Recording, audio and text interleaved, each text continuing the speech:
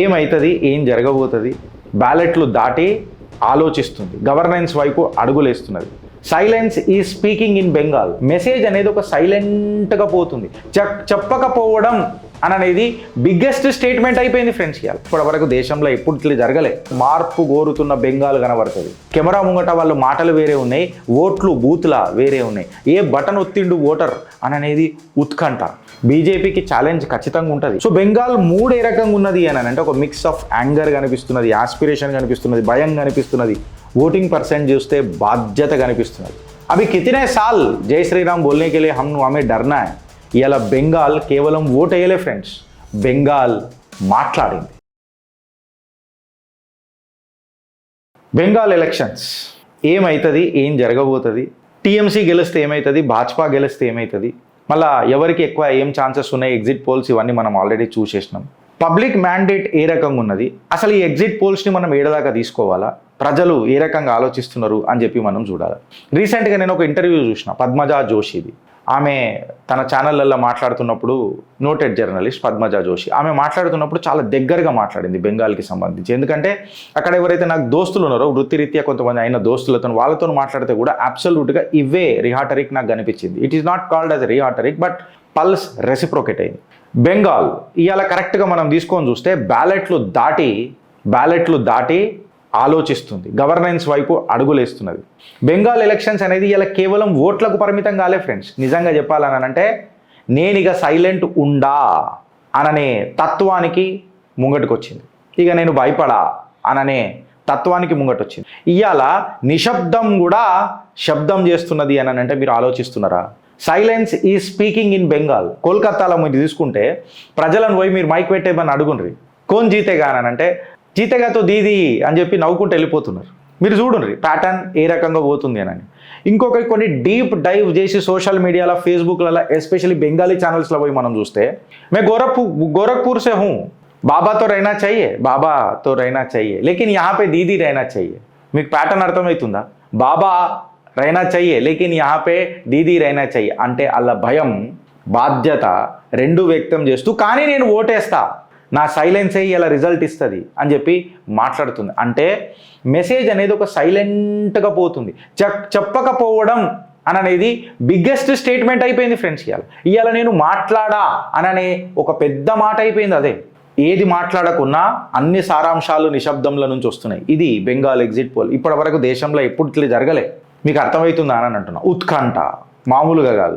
ఇవాళ రెండు బెంగాల్ ఉన్నాయి ఫ్రెండ్స్, ఒక బెంగాల్ కాదు. దేశంలో ఏదైంది గిరీష్, ఒకటే రాష్ట్రం ఉంది కదా వెస్ట్ బెంగాల్ అని చెప్పి మాట్లాడితే, but as for as the politics is concern ఇవాళ మీకు రెండు బెంగాల్ ఉన్నాయి. ఒక బెంగాల్ ఏమో ఏదైతే క్రాంతికార్యం నమ్ముతుండే చూడు, రెవల్యూషన్ని నమ్ముతుండే చూడు, ఆ బెంగాల్ మనకి ఇలా కనబడుతుంది. ఇన్ఫ్యాక్ట్ చెప్పాలంటే మూడు బెంగాల్ కనబడతాయి నా దృష్టిలో. విశ్లేషకాలు రెండు అని అన్నారు కానీ ఒకటేమో ఆ క్రాంతికారి బెంగాల్, ఆ రెవల్యూషన్ బెంగాల్ కనబడుతుంది. రెండోదేమో సతమతం అవుతున్న బెంగాల్, సెక్యులర్ బెంగాల్. ఇక మీకు అర్థమైపోయి ఉంటుంది నేను ఏం మాట్లాడుతున్నాను. చొరబాటుదారుల బెంగాల్ రెండో వైపు కనబడుతుంది. మూడో వైపు బెంగాల్ మార్పు కోరుతున్న బెంగాల్ కనబడుతుంది. వాళ్ళకు ఉద్యోగాలు కావాలా, వాళ్ళకు స్టెబిలిటీ కావాలా, లాల్ సలాం కాదు మాకు కావాల్సింది, మాకు శాలరీ స్లిప్ కావాలా అననే బెంగాల్ కనబడుతుంది. అందుకే నేను అన్న వెస్ట్ బెంగాల్ని మూడు పార్ట్లుగా డివైడ్ అయితే ఈ పంచాయతీ ఉండదు వెస్ట్ బెంగాల్లో అని చెప్పి నేను ఆ రోజు మాట్లాడినా. That was my perception to challenge this demographic change, ఈ చొరబాటుదారుల నుంచి. ఇలా గ్రౌండ్ రియాలిటీ ఎక్కడికి షిఫ్ట్ అవుతుంది బెంగాల్లో అని చెప్పి మనం మాట్లాడితే మేబీ ఇంకొక 1.5 hours అబ్సల్యూట్గా క్లీన్ మనకు వచ్చేస్తుంది. షూటెడ్ సైట్ ఆర్స్ మీద నడుస్తున్నదని అంటే ఇలా గ్రౌండ్ రియాలిటీ ఏ రకంగా ఉన్నదని అంటే ఐడియాలజీ అనేది అది మన సిపిఐ ఐడియాలజీ ఉండని, లేకపోతే మన మమతా బెనర్జీ గారి ఐడియాలజీ ఉండని, ఈ ఐడియాలజీని మాకు ప్రజలు మా జీతానికి లింక్ చేసుకున్నారు ఫ్రెండ్స్. అంటే ఐడియాలజీ టు ఇన్కమ్కి షిఫ్ట్ అయిపోయింది. ఇప్పుడు ఎవడైతే మాకు ఉద్యోగాలు ఇస్తాడు, ఎవడైతే మాకు అభివృద్ధి ఇస్తాడు అంటే బెంగాల్ యువత వాళ్ళ ప్రయారిటీని షిఫ్ట్ చేసినాయి. ఈ షిఫ్ట్ అనేది ఫాస్ట్గా చేసినాయి. And they want to fix it fast, they want to fix it right. వాళ్ళు ఏమంటున్నారంటే ఎవడొచ్చి మాకేం ఐడియాలజీ ఇచ్చినా ఫ్యాక్ట్ ఏందనంటే మేము నెలకు కట్టే మా ఈఎంఐ అనేది యాక్చువల్ రియాలిటీ. మాకు ప్రభుత్వాలు మా ఈఎంఐని సాఫీగా కట్టేటట్టు చేస్తే మేము వాళ్ళకు ఓట్లు వేస్తాం అననే సంకేతం నిశ్శబ్దంగా కనబడ్డది. The silence have spoken in West Bengal. Women కాడికి తీసుకొని ఉంటే వాళ్ళు ఇలా గేమ్ చేంజర్లు అయినరు మహిళలు. ఇలా కేవలం మహిళలు స్పీచ్లకు రియాక్ట్ అవ్వడే కాదు, వాళ్ళ పర్సనల్ ఎక్స్ప్రెషన్ ఆఫ్ ఎక్స్పీరియన్స్ని కూడా ఓటు రూపంలో మార్చే ఎలక్షన్ ఇది. సందేశ్ కలి ఎక్సెట్రా ఎక్సెట్రా, ఆర్జే కార్, ఇక్కడ జరిగిన ఘటనలు, మహిళలకు జరిగిన అవమానాలు ఆచరణకు దిగి ఆలోచనకు గురి చేసే ఎలక్షనే ఇవాళ west Bengal election friends. Experience మాట్లాడుతున్నది, ఇక్కడ ఎక్స్ప్రెషన్ అయి మాట్లాడుతున్నది. ఇవాళ ఒక ఎమోషనల్ అండర్ కరెంట్ కనిపిస్తుంది మీకు కంప్లీట్ వెస్ట్ బెంగాల్లో. ఇన్సిడెంట్లు, వాటికి వచ్చిన రెస్పాన్సులు, దానికి తగిలిన ఒక ఎమోషనల్ ట్రిగ్గర్ ఎస్పెషలీ మహిళలకు, ఆర్జే కార్ విక్టిమ్, వాళ్ళమ్మ క్యాంపెయినింగ్ ఎక్సెట్రా ఎక్సెట్రా అని చూస్తే ఎప్పుడైతే ఎమోషనే ఓట్ అయిపోతుంది చూడు ప్రజలల్లో, ఈక్వేషన్లు బ్యాలెట్ బాక్స్లలో మారిపోతుంది friend. And let us talk about the main topic of west Bengal. బెంగాల్లో ఎన్ని ఓట్లు ఏం పడ్డాయి అనేది మనం ఆలోచించే కంటే ముందు ఈ ఫియర్ ఫ్యాక్టర్ ఉంటుంది చూడు పాలిటిక్స్లో. ఈ ఫియర్ ఫ్యాక్టర్ అనేది చాలా పెద్ద పంచాయతీ అనమాట. ఇదే కదా ప్రజలని మమతా బెనర్జీ సైడ్ ఓటేసేటట్టు తీసింది. అదే ఈసారి దీదీ రైనా చాయే లేకిన్ కిస్కు ఠైరాయేగా జనతా జనార్దన్ అనేది ఒక పెద్ద క్వశ్చన్ అయిపోయింది. ఇవాళ ఫియర్ ఉన్నది లేదని అంటాను, కాకపోతే ఆ ఫియర్తో పాటు ఫియర్లెస్నెస్ అనేది అలా ఎక్స్ప్రెషన్ ఆఫ్ ఎక్స్పీరియన్స్ అయింది ఫ్రెండ్స్.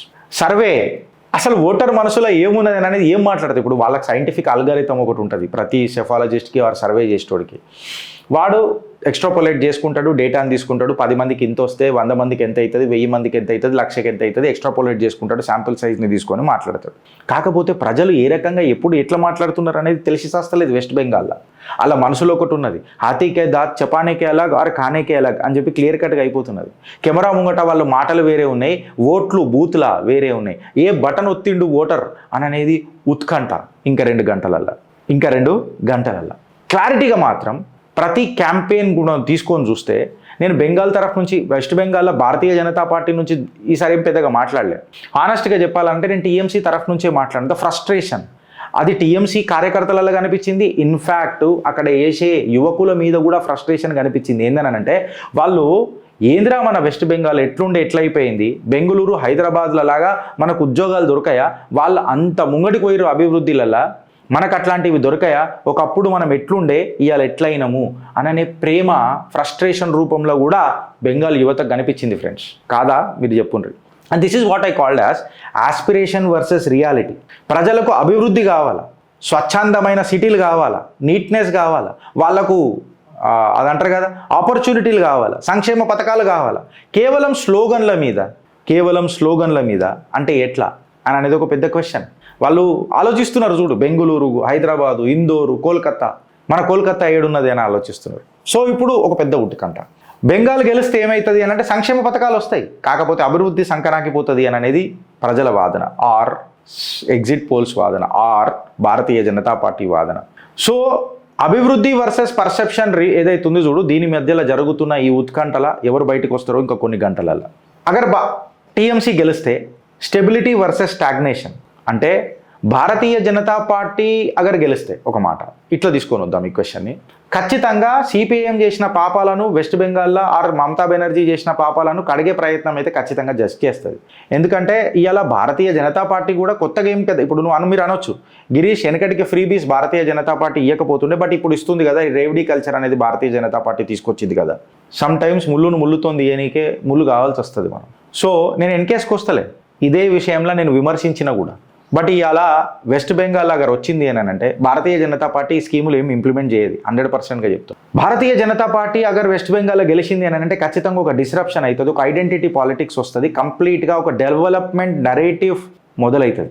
బీజేపీకి ఛాలెంజ్ ఖచ్చితంగా ఉంటుంది. ఎందుకంటే టీఎంసీని ఎలక్షన్లో ఓడగొట్టనికే వీళ్ళు ఎంత ప్రయత్నించారో నాకు తెలియదు, కానీ ఇప్పుడు అపోజిషన్లో కూర్చున్న టీఎంసీని అక్కడున్న ప్రజలని భారతీయ జనతా పార్టీ సర్కార్ నడపనికే వాళ్ళకు ఇంకా కష్టపడాల్సి వస్తుంది. సో టైమ్ అయిన అగైన్ భారతీయ జనతా పార్టీ లీడర్ల కంటే ఎక్కువ క్యాడర్లను తయారు చేసింది. ఆ క్యాడర్ల నుంచి వచ్చిన లీడర్లను దేశానికి అంకితం చేసుకుంటూ వచ్చింది, సేవా దృక్పథంలో అంకితం చేసుకుంటూ వచ్చింది.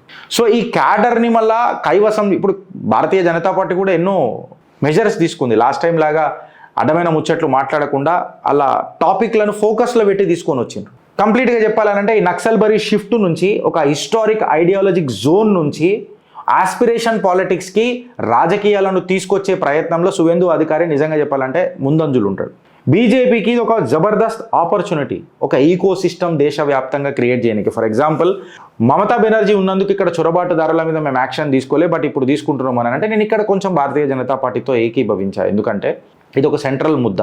చొరబాటుదారులు అనేది వెస్ట్ బెంగాల్కి ఎంత నష్టం చేస్తుందో దేశానికి కూడా అంతే నష్టం చేస్తుంది. సో మమతా బెనర్జీకి భయపడి మీరు వీళ్ళని క్లీన్ చేయలేకపోతున్నారు అని అంటే ఇది మీ అసమర్థత అని చెప్పి చెప్తా. ఇక్కడ ఎవరిదైనా సరే, ఏ పార్టీదైనా సరే చెవ్విండి డైరెక్ట్గా కూర్చొని మనం చేయాలి.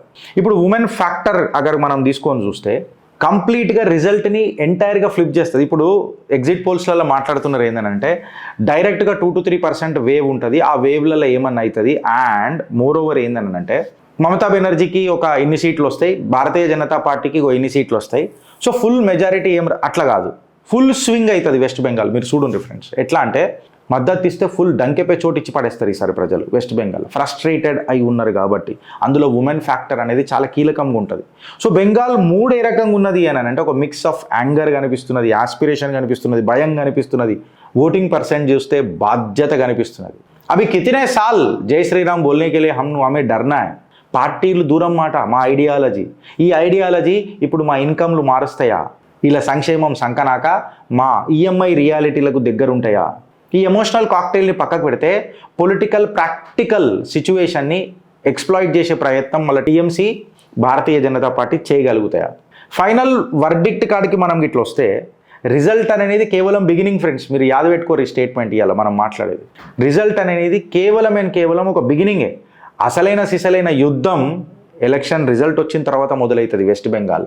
ఇది మీరు రాసి పెట్టుకోరు. అల్టిమేట్ క్వశ్చన్ ఏంటంటే బెంగాల్ అర్థం చేసుకున్నది ఎవరు, బెంగాల్ని అండర్ ఎస్టిమేట్ చేసింది ఎవరు, బెంగాల్ ప్రజలని లైట్ తీసుకుంది ఎవరు, బెంగాల్ ప్రజల అసలు ఏమున్నది అనేది అర్థం చేసుకున్నోడే ఇవాళ ఈ ఎలక్షన్ గెలుస్తాడు. ఎగ్జిట్ పోల్స్ ఏమవుతున్నాయి అనేది పక్కకు పెడితే హైలైట్ ఏందనంటే ఫ్రెండ్స్ ఇవాళ కన్క్లూజన్ ఏందనంటే ఎక్కడెక్కడైతే మ్యాథమెటిక్స్ రియాలిటీ ఇది మీరు యాద పెట్టుకోండి. దగ్గర కంప్లీట్ సీట్స్ ఏవైతే ఉన్నాయో చూడ అందులో 1/5 ఆఫ్ ది సీట్స్ అని అంటే 58 నుంచి 60 సీట్ల వరకు రాసి పెట్టుకోరి భవిష్యవాణి చెప్పే ప్రయత్నం చేస్తున్నాయి. ఇవి లెస్ దెన్ 7,000 to 8,000 మార్జిన్లలోనే గెలుస్తారు.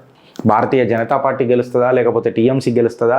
లెటస్ ద రిజల్ట్సే కానీ ఇప్పుడు మనం మాట్లాడుకొని వేస్ట్, నంబర్లో డిక్టేట్ చేయని అప్పుడు మనం మాట్లాడదాం. సో ఈ 70% ఫార్ములా అనేది చాలా కీలకం అవుతుంది. అని అంటే 190 నుంచి 200 అసెంబ్లీ సీట్స్లలో డెమోగ్రఫిక్ చేంజ్ జరిగింది. 70% దాకానైతే కొన్ని కాన్స్టిట్యున్సీలలో డెమోగ్రఫిక్ చేంజ్ జరిగింది. ఇది ఎలక్ట్రల్ వేవ్ ఎట్లా క్రియేట్ చేస్తుంది, ఈ డెమోగ్రఫిక్ మెజారిటీ ఏ రకంగా ఎవరికి వస్తుంది అనేది ఒక పెద్ద థాట్. ఇన్సైట్ ఏముంటుంది అని అంటే మేబీ రిజల్ట్ ఒక టెంపరీ విన్నర్ని బెంగాల్కి పరిచయం చేస్తవచ్చు, బట్ బెంగాల్ యొక్క సోషాలజీ, లాజికల్ కల్చరల్కి, ఐడియాలజికల్ సెంటర్ ఆఫ్ గ్రావిటీకి కన్సిస్టెన్సీ ఎవరిస్తారు, వితౌట్ సూపర్విజన్ మోడ్లో ఎవరు తీసుకుపోతారు, దాన్ని సస్టైన్ ఎవరు చేస్తారు అనేది ఒక కీలక పాత్ర. సో ఇలా బెంగాల్ వర్డిక్ట్ ఏముంటుంది అని చెప్పి మనం ఆలోచిస్తే సైలెన్స్ ఉన్నది, సెంటిమెంట్ ఉన్నది, ప్రజల మనసులలో స్ట్రాటజీ ఉన్నది. ఇలా పార్టీలలో స్ట్రాటజీ లేదు, ప్రజల మనసులలో స్ట్రాటజీ ఉన్నది. ఇప్పటిదాకా క్రైమ్ జరిగింది, ఈ క్రైసిస్ నుంచి బయటికి ఎట్లా రావాలా, సిస్టమ్ డిస్ట్రస్ట్ అయిపోయింది, దీన్ని డిస్రప్ట్ ఎట్లా చేయాలా, ఈ సైలెంట్ మోడ్ని, నిశ్శబ్దాన్ని శబ్దభేదితో ఎట్లా ఛేదించాలా. ఇలా బెంగాల్ కేవలం ఓట్ వేయలే ఫ్రెండ్స్, బెంగాల్ మాట్లాడింది, నిశ్శబ్దం అననే ఒక అస్త్రంతో మాట్లాడింది. వర్డిక్ట్ అనేది కేవలం ఆరంభం మాత్రమే. మళ్ళా బెంగాల్ ఓటర్ సైలెన్స్లో అంతమైపోతాడా, లేదా వాళ్ళ ఫ్రస్ట్రేషన్ని అలా బెంగాల్ ఫస్ట్ అననే సెంటిమెంట్కి తీసుకొస్తాడా, వాళ్ళ ఆస్పిరేషన్కి ఇన్స్పిరేషన్ అయి ఓటేసిండా, భయంతోనే ఓటేసిండా, బాధ్యత బలమై ఓటేసిండా, ఈ హోప్ ఎవరిస్తారు అనేది ఇంకా కొన్ని గంటలలో. సంక్షేమమా లేక సర్కారా? సంక్షేమం అని అంటే ఇక ఇద్దరు వాడుతున్నారు కదా, సరే ఈ డైలాగే కొట్టదేమో. ఇన్ ఎనీ కేస్ ఊరిచ్చుడు ఎందుకు, ఇంకొక 2 గంటలలోనైతే వస్తుందొచ్చు, టైం ఉంటే ఖచ్చితంగా వద్దాం ఫ్రెండ్స్. భారత్ మాతాకి జై.